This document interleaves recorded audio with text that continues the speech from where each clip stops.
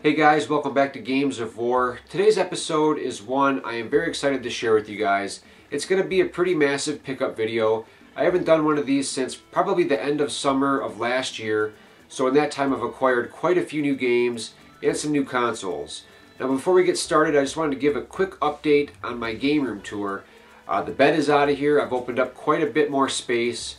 I've got about 3 new shelves custom installed, and I've gotten a lot of the collection back out and on display. So I hope you guys enjoy, and thanks for watching. Starting things off on my 16-bit console of choice, the Sega Genesis. First up we have Gunstar Heroes from Treasure. And this is an excellent action shooter beat-em-up hybrid. Treasure knows how to make fantastic action games. This one is no exception. Really good looking graphics for the system, tons of explosions. The controls are really responsive. Great with 2 players. Action game fans, definitely you have to have Gunstar Heroes. Another incredible run-and-gun shooter on the system is Mega Turrican. This comes from a long line of Turrican games. The Genesis version is actually very good. It's near the top in my opinion. Once again, hard as nails, great shooting, excellent power-ups, some really awesome platforming in this. You've got a grappling hook. One of the best looking games in the system. The music is great. Action game fans, gotta check out Mega Turrican as well. Now next up, we have a pretty underrated platformer in my opinion. This is Ernest Evans, another game with a pretty strange name, but this is done by Renovation, and it kind of is a mix between Indiana Jones and Castlevania. Now you've got a whip, and it's going to take you some time to get used to the way the character animates. There's kind of a floaty jump mechanic going on, but once you get used to it, you're going to find a stellar action game on the Genesis. Great graphics and music. This is a great game. Another game from Renovation, this is Final Zone. This is an awesome kind of top-down 3/4 view mech game. Lots of great action in this, really good graphics for the system, and just a lot of fun to play. I go back and play this one over and over again, and it never seems to get old. Great shooting action on the Genesis, Final Zone. And here we have a very little talked about RPG on the Genesis. This is Trazia.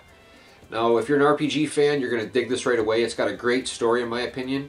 And taking a look at the system, you know, the graphics aren't going to win any awards, and it definitely has some dated gameplay mechanics.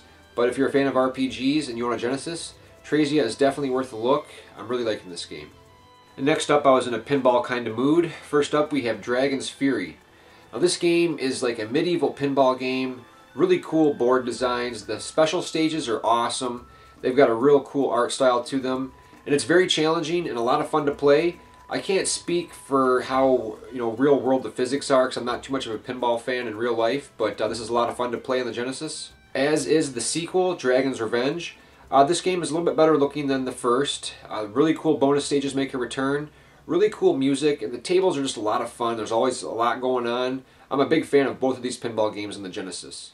Moving on to the Sega CD. First up, we have The Lawnmower Man. Now this is based off of the movie that came out in the early to mid 90s. In terms of a game, this is one of those like early PC real CG-ish kind of games. I'm not too far into it. I'm not sure what exactly is going on. It seems like a pretty ambitious title. I know it's pretty rare, like on eBay it goes for a lot of money. Not sure why, but from what I've played so far it seems pretty interesting, and I'm looking forward to getting more into this. Next up we have a pretty cool RPG. This is Heimdall. There's a lot of puzzle solving going on in this, in the actual dungeons and fields. The combat goes into kind of like a point and click style combat system. Heavily dealing in Norse mythology, a really cool concept, and I'm liking the game. Next up we have BC Racers, which is a spin-off of the Chuck Rock series. Now the Chuck Rock 1 and 2, or Son of Chuck, are caveman platformers, and they're a lot of fun, really colorful graphics. This one is kind of like a Mario Kart kart racer style, Mode 7, scaling and rotation effects for the racing. The controls themselves are actually really tight. This game plays very well. And the rotation and scaling abilities of the Sega CD far outpass those of the Super Nintendo, and they're on display in full effect in this game. This is a really cool racer. Now next up we have Microsm, and this is a pretty impressive game on the Sega CD, reminding me a lot of that movie Inner Space. You seem to be traveling inside of like veins and other organs. Some really impressive rendering, some CG, scrolling backgrounds. It seems like it's pre-rendered, but it's on rails, and the shooting action is pretty intense. Overall, I think this is a pretty ambitious game for the Sega CD. Now, Stellar Fire is another pretty impressive game on the Sega CD. You're in some sort of battle tank, and you have to follow a direction, all the while shooting all kinds of enemies. Really good music in this one. It's really challenging, and it's pretty impressive from a visual standpoint, so I'm really enjoying Stellar Fire. Now next up is a console I received as a Christmas present. And this is a console that growing up I never actually owned one, but a couple of friends of mine did, and I'd go over there and play some games, and I thought it was pretty cool and I wanted one back in the day, but I never got it, and that is an Atari Jaguar. Now this console itself is like in mint condition. I mean, this thing is flawless. It came with the original box, all the inserts, and I'm really happy to finally have one. It also came with a handful of some games. Those are Attack of the Mutant Penguins. Now this is a very interesting game. I'm not sure quite exactly what's going on. I know the Doomsday Scale is constantly going nuts and then my game is over.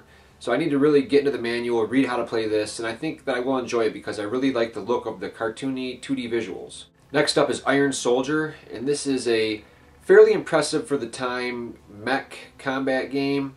I still haven't really mastered the controls, but from what I have played so far, it seems like it's going to be a pretty cool game.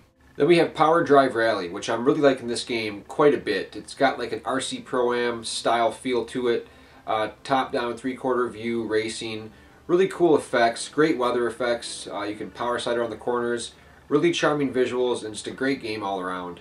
Next up we have one of the Jaguar's must-own games, Alien vs. Predator, a first-person shooter where you can play as the alien, the predator, and the marine. A really cool game. I can see where people would be extremely impressed by this back in the mid-90s. A really fun game with some great atmosphere. Next up is Zool 2. This is a pretty colorful platformer with some pretty good controls. It's nowhere near Sonic the Hedgehog or Mario, but pretty fun platformer on the Jaguar. And next up we have Cannon Fodder, and this is kind of a real-time little mini strategy game, and I'm quite liking this game. I like the 2D overhead map. The cartoony graphics look great. Some really cool effects. This is a great game on the Jaguar and one that I'm really glad that I have. Next up is Kasumi Ninja. This is a horrible fighting game. Worth it for its comedic value alone. Some of the worst character designs, some truly impossible moves to pull off. I wouldn't wish this upon anyone. And finally we have Brutal Sports Football. This is pretty enjoyable from what I've played. Would I rather be playing Mutant League Football on the Genesis? Yes, but not too bad. Moving on to the PlayStation 1, I've got quite a few games here. First up is Elemental Gearbolt, and this is by my beloved Working Designs. This is an awesome mashup of light gun shooter on rails with an RPG. This game is fantastically produced. It's got some amazing cinemas, cutscenes that tell a pretty decent story. Gameplay is an on-rails light gun. I haven't played anything quite like it, and I'm really enjoying the Working Designs charm throughout this game. A fantastic game to the PS1 collection. Next up we have the original Long Box Loaded. This is an insanely violent game, quite shocking by early 90s standards, mid-90s. It's a pretty fun run and gunner with a lot of cool blood effects going on. Some great gameplay. I'm a big fan of Loaded. Next up we have Jumping Flash 2. I was a big fan of the first game, the little robotic bunny that can jump up real high and it shifts to a perspective of looking down, falling back to the earth and shooting all kinds of stuff. This game is really cool. I like the premise. Back then it was amazing. There was nothing like it, and it showed a good use of the PlayStation's power in the early days. From Crystal Dynamics we have Akuji the Heartless. And this is a early 3D kind of free roam beat 'em up game. Not free roam in like the Grand Theft Auto sense, but you've got open worlds to explore. Pretty violent. It's got kind of a voodoo theme going on through it. Kuji's a pretty cool character. The storyline's pretty well done. And the beat 'em up controls, while simple, the camera is kind of hard to navigate, but overall it's a pretty cool game. Continuing the Working Designs love, next up we've got Thunder Force 5. This is an incredible shooting game in the Thunder Force series. Working Designs did a fantastic job on the port of this. Everything runs very well on the PlayStation 1.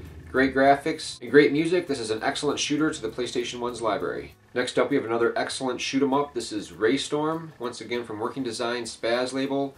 Another great shooter on the PlayStation 1. Everything looks great. Great music. And here is Ray Crisis, once again, another excellent shoot 'em up. I'm a big fan of these games. I love Galactic Attack on the Saturn, so I'm right at home with this game, a must-own for shooter fans. Here we have another shooter. I've been on quite of a shooter kick lately. This is Einhander. This is a really exceptional shooter from Square. The weapon system is just brilliantly handled in this game. The environments look great.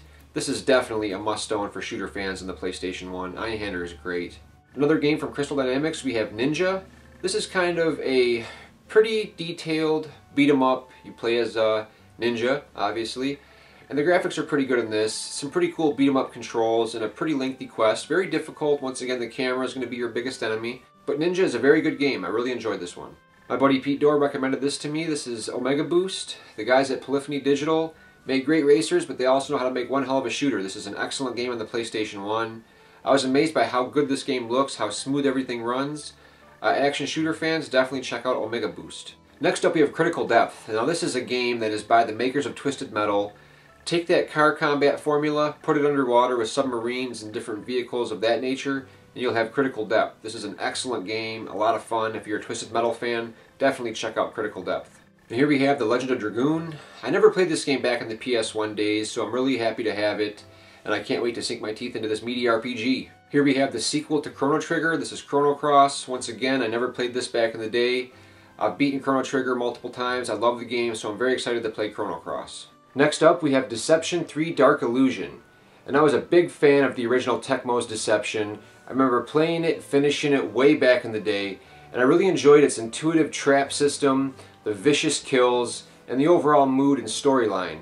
I never played the third one, so I'm really happy to have found it, and I can't wait to try this one out. Now these next set of games are from a good friend of mine here on YouTube, Mr. Point Blank Games. Now we have each other's backs when we're out and about and shopping for games. He managed to come across a mint and complete copy of the first Wild Arms, and also Wild Arms 2.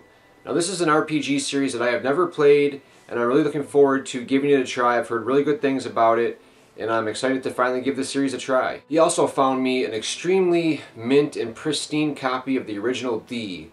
This is a really groundbreaking game. I'm all about the first person, kind of survival, point and click, very atmospheric, really great storyline on this one. It's a little bit dated by today's standards, but I really enjoy the D series. Rounding out the package from Point is Jersey Devil. Now this is a great platformer from the mascot platforming days of the PlayStation. It's going to take some time to get used to the controls if you're used to modern platformers, but overall I like the look of Jersey Devil. I think it's a really good game. Now if you plan on doing a trade with Point Blank, just make sure you set a couple hours aside to actually open your package, because they are wrapped so well they can withstand an atom bomb, which is a good thing. Got a quick couple games on the Dreamcast. First up we have D2. Now I played this and completed it back when it first came out, ended up getting rid of it, and this was a strange mashup of third-person exploration, first-person kind of point-and-click, searching for clues and items, and then first-person shooting and fighting. All come together to create a very compelling game. You know, nothing is outstanding on its own, but it all comes together to form a very unique game. I really enjoyed D2. I like the series as a whole, and this is a pretty solid entry. Here we have Illbleed. Now this is a survival horror game that I always wanted to play on the Dreamcast, but I never got around to picking it up when the system was out. Well, I'm happy to have found a copy out at a local store, and I can't wait to give this game a try. Next up we have Silver, and this is, I think, a port of a PC game. The camera is scaled way back, fixed camera angles, pre-rendered backgrounds. A really cool game. I like the hack and slash combat. And the story, while pretty cheesy and the voice acting is kind of corny, I'm really enjoying Silver.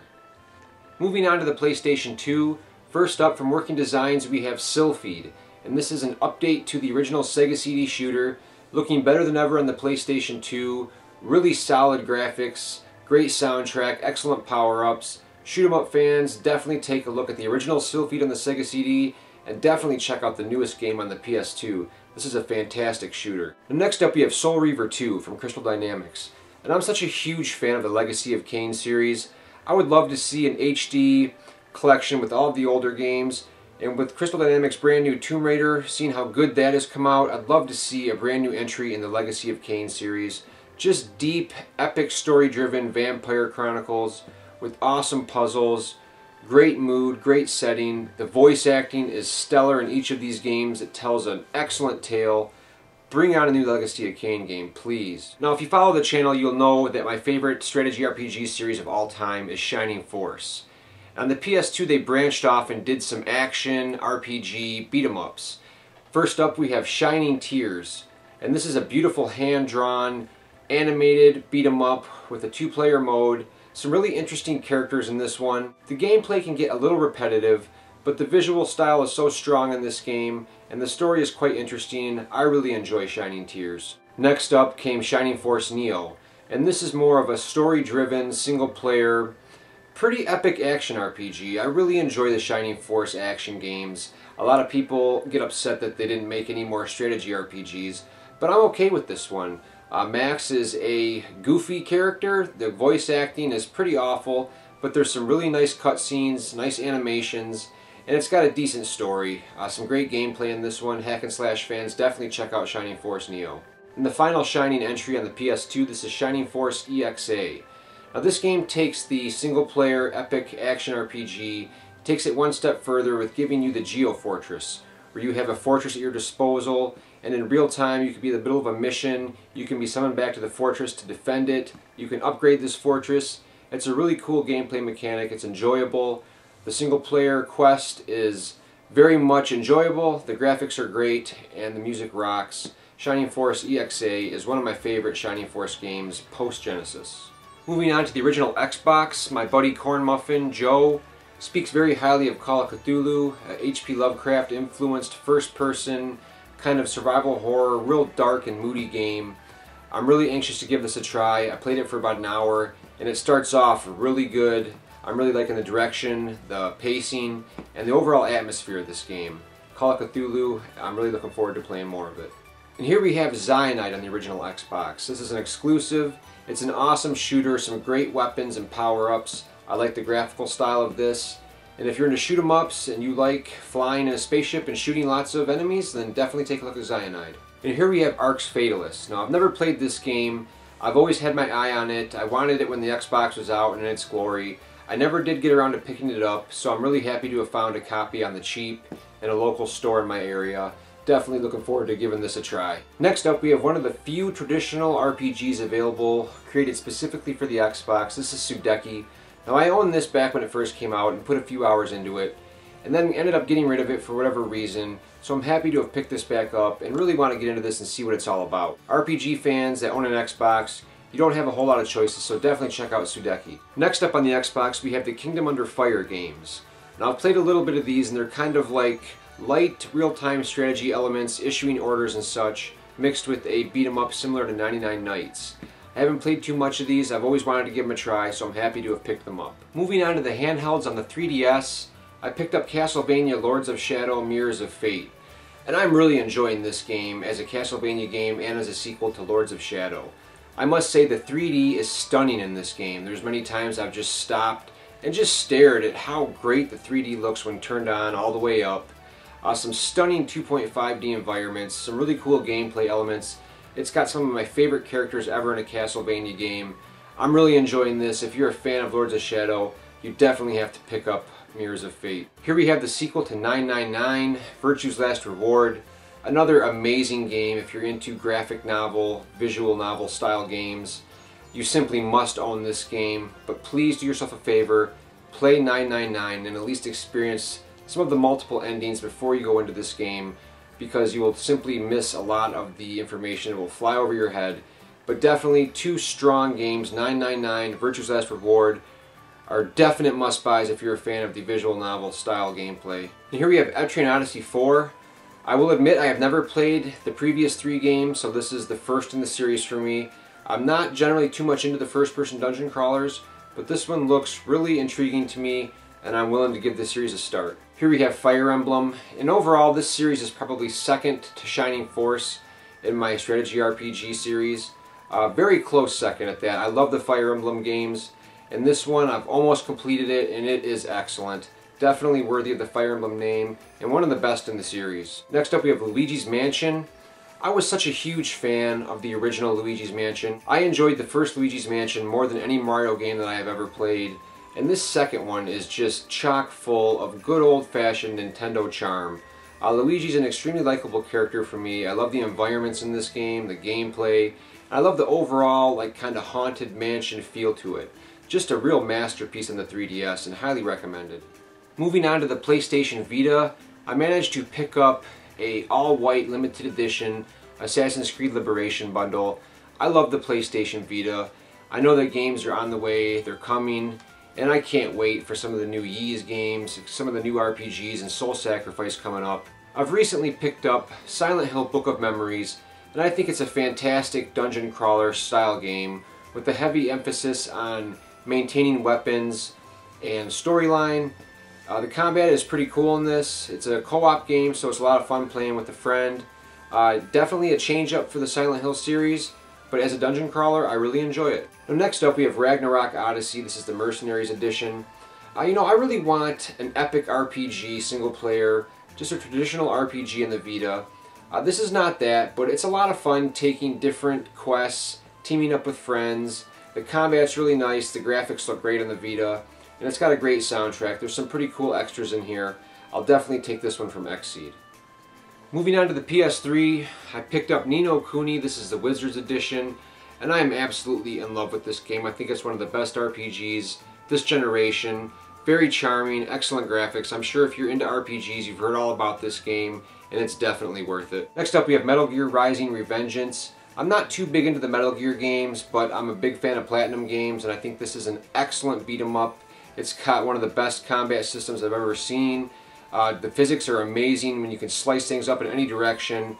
Just an amazing game. A thrill ride from start to finish. Here we have Dead Space 3. I actually purchased the Dev Team edition, and the contents inside are a little underwhelming. I'm a big fan of having the marker statue, the aluminum data pad, and the water bottle, and all the other stuff. I probably could live without, but it's cool to have a numbered, limited 2,300 something out of 5,000. So Dead Space 3 was overall one of my favorite in the series, if not my favorite. I know that's not the popular opinion, but I had a blast with this game. I think it is an excellent addition to the series, and I hope we see a fourth. This is God of War Ascension. I got the collector's edition with the Kratos statue. I think this is a fantastic addition to the series. The combat has never been better. There's lots of new ways to slaughter and dismember your enemies. Storyline is really strong. I love the set pieces. The graphics are truly amazing. Definitely worth it if you're a fan of God of War. I picked up Assassin's Creed 3 on the 360, and this is one of my favorite franchises this gen. I'm really looking forward to Assassin's Creed 4 Black Flag. I don't care how many they pump out, one a year, I'll buy them all. The games to me are just awesome. Each installment gets better and better. This one is the collector's edition that comes with one of the coolest statues I've ever seen of Connor. As you can see, I've got a ton of Assassin's Creed merch. I love the series. This was an excellent game. And finally we have BioShock Infinite, another one of my favorite franchises this gen. This is the Ultimate Songbird edition that comes with a really cool statue of the Songbird, which is a natural extension of the Big Daddy from the first BioShocks. What a masterpiece this is. Very happy to have picked it up. So if you guys have made it to the end here, that was a massive pickup video spanning almost a year of pickups. Hope you guys enjoyed. Always remember that Games of War is nothing without you.